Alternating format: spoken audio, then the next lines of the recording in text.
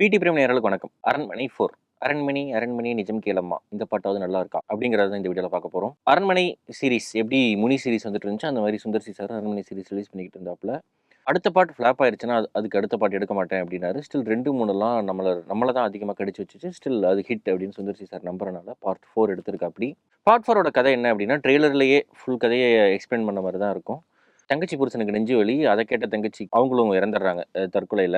So தங்கச்சிக்கு என்னதான் நடந்துச்சு, என் தங்கச்சி அவ்வளோ ஈஸியாக தற்கொலை பண்ணிக்கிற ஆள் கிடையாது, நம்மளை சாகடிக்கிற ஆளாச்சுங்கிறனால சுந்தர்சி போய் தங்கச்சி வாழ்ந்த அரண்மனையில் போய் பார்க்குற. அங்கே சில அமானுஷ்ய சக்திகள்லாம் சுந்தர்சிக்கு தெரியுது. ஸோ அந்த அமானுஷ்ய சக்திலாம் என்ன, தங்கச்சியை யாரு கொன்னா, யார் அந்த பேய் பாக்கு அப்படிங்கிறதெல்லாம் சேர்த்து செஞ்ச ஒரு கலவை தான் அரண்மனை 4. அரண்மனை படத்துல சுவாரஸ்யமா இருந்த விஷயங்கள், 2வது பாட்டு 3வது பாட்டு ரொம்ப டொங்கலா இருந்தனால என்னவோ தெரியல, இந்த பாட்டுல வர்ற ஹாரர் சீன்ஸ்லாம் உண்மையா நல்லா இருந்துச்சு. அதுவும் குறிப்பா முதல் பாதியில் வரக்கூடிய ஹாரர் சீன்ஸ் ஒரு ஜம்ப்ஸ்கேர் எல்லாம் தாண்டியும் 2-3 காட்சிகள் நல்லாவே இருந்துச்சு. வெட்னஸ்டே கை மட்டும் அங்கங்கே வந்துட்டு போச்சு. சரி, பெர்ஃபார்மன்ஸா தமன்னா பெர்ஃபார்மன்ஸ் நல்லா இருந்துச்சு, சுந்தர்சி பெர்ஃபார்மன்ஸ் நல்லா இருந்துச்சு. கேஜிஎஃப் படத்துல வர கருடா கேரக்டர் தான் இதுல ஒரு ஒரு ப்ராமினென்ட்டான ரோல் பண்ணியிருக்காரு. அவரோட பெர்ஃபார்மன்ஸுமே நல்லா இருந்துச்சு. ஹிப்ஹாப் தமிழா பேக்ரவுண்ட் ஸ்கோர், அதே மாதிரி விஎஃப்எக்ஸ் மாதிரியான விஷயங்கள் பரவாயில்ல, ஓகே ரகம் தான். செகண்ட் ஹாஃப்ல ஒரு விஎஃப்எக்ஸ் தான் அவசர கதியில் தம்பி எப்படியாவது ஒட்டி கொடுப்பா போய் எடுத்துறேங்கிற மாதிரி எடுத்து வச்சிருக்காப்புல. என்ன அவசரமோ படத்தில் ஒர்க்கான விஷயத்தில் இதை சேர்த்துடலாம். யோகி பாபு, விடிவி கணேஷ், கோவை சரளா, மொட்டை ராஜேந்தர், டெல்லி கணேஷ், சேசு, இப்படி நிறைய பேரை யூஸ் பண்ணியிருக்காங்க படத்தில். படம் முழுக்க அவங்க என்னென்னமோ ட்ரை பண்ணுறாங்க, கடைசியாக சிரிக்க வச்சிடறாங்க. சுந்தர்சி சார் மாதிரி தான் 2, 3 டொங்கலாக எடுத்துகிட்டு 4 கொஞ்சம் பெட்டராக இருக்கிறனாலே நமக்கு பிடிச்சிருச்சுல்ல. அந்த மாதிரி ஃபர்ஸ்ட் சுந்தர்சி மொதல் சீன்லேருந்து கோவை சரளா மேடம் பண்ணுற அட்ராசிட்டி எல்லாம் அவங்க ஒரு பீரியடில் எப்படி இருந்தால் டான் தெரியுமாங்கிற மாதிரி அவ்வளோ ஜோக்ஸ் பண்ண ஒரு நடிகை.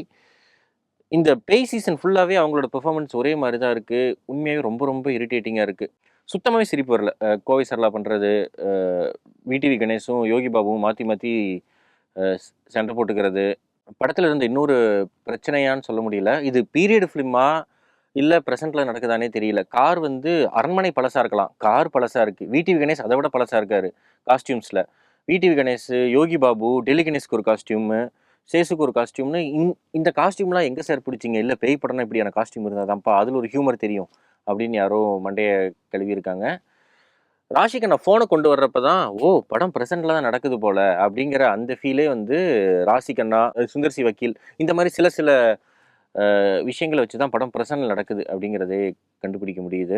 செகண்ட் ஹாஃபில் ஃப்ளாஷ்பேக்கை சொல்லியே தீருவேன். ஃபர்ஸ்ட் ஹாஃப் இருந்த எல்லா ஹாரர் கிரியேட்டிவிட்டிலாம் ஃபர்ஸ்ட் ஹாஃப் யூஸ் பண்ணிட்டேன்டா, செகண்ட் ஹாஃப் என்ன பண்ணலாம், இருக்கவே இருக்குது ஃப்ளாஷ்பேக்கு. அதுதான் தங்கச்சி செத்தது பொய்ன்னு நமக்கு தெரியும்ல அப்படின்னா, இல்லை அதை ஆடியன்ஸ்ட்டு சொல்லணும்ல அப்படின்னு சொல்கிறாரு. அரண்மனை 1, 2, 3 லென்த்துக்கு சொல்கிறாப்புல செகண்ட் ஹாஃபில் வர்ற அந்த ஃப்ளாஷ்பேக்கு. அதுலேயும் தமன்னா மேடம் அழுதுகிட்டே சிரிக்கிற மாதிரியான அஜித் பெர்ஃபார்மன்ஸ் ஒன்று கொடுத்துருக்காங்க. அதை பற்றி நான் பேச விரும்பல, திரையில் காண்க.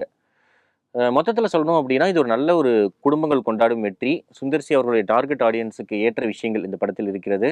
சுந்தர்சியுடைய கிளாமர் ஆடியன்ஸுக்கு தேவையான விஷயங்களும் படத்தில் இருக்கிறது. படம் முடிஞ்சிருச்சேன்னு வெளியே வராமல் எண்டிங் வரைக்கும் வெயிட் பண்ணிங்கன்னா அந்த கிளாமர் கோசன்ட்டும் வந்துடும். அப்புறம் குஷ்பு டான்ஸ் இருக்குது, அங்கிட்டு சிம்ரன் டான்ஸ் இருக்குது. ஸோ சுந்தர்சி சாருடைய டார்கெட் ஆடியன்ஸ் அந்த family, glamour guys, comedy guys. இதில் காமெடி 2-3 சீன் ஓகே, மற்றபடி மிச்ச 2 ஆடியன்ஸ் செட் ஆயிடுது அப்படிங்கிறனால சுந்தர்சியின் அரண்மனை 4 தான் தமிழ் சினிமாவை மீட்க வந்த ரட்சகுலு பாக் சீசன் 4. நன்றி. ஸோ பார்த்துட்டு சொல்லுங்கள், இந்த கருமத்தையாடா இவ்வளோ பாராட்டுன்னு நினச்சாலும் கமெண்ட்டில் பதிவு பண்ணுங்கள். நன்றி.